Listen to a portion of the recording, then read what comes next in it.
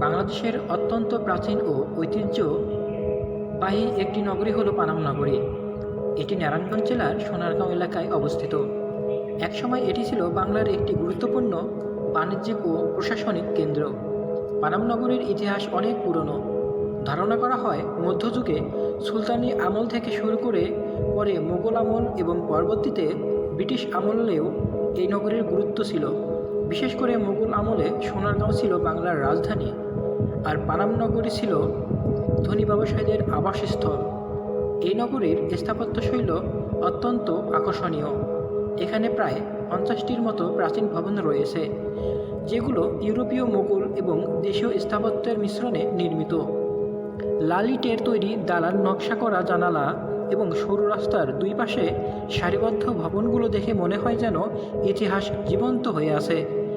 পানাম নগরী মূলত ধনী হিন্দু বণিকদের বসবাসের স্থান ছিল। তারা কাপড়, মসলিন এবং বিভিন্ন পণ্যের ব্যবসা করত। তখন সোনারগাঁও ছিল আন্তর্জাতিক বাণিজ্যের একটি গুরুত্বপূর্ণ কেন্দ্র, যেখানে বিদেশি ব্যবসায়ীরাও আসত।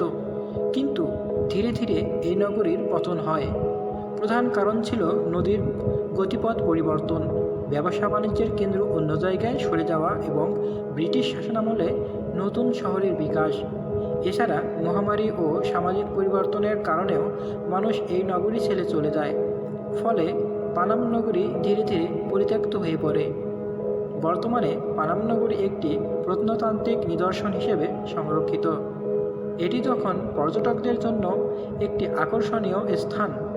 দেশ বিদেশের মানুষ এখানে আসে ইতিহাসের ছোঁয়া অনুভব করতে।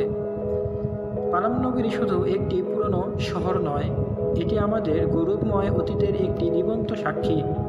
এর প্রতিটি ইট ও দেয়ালে লুকিয়ে আছে বাংলার ইতিহাস, সংস্কৃতি ও ঐতিহ্যের গল্প।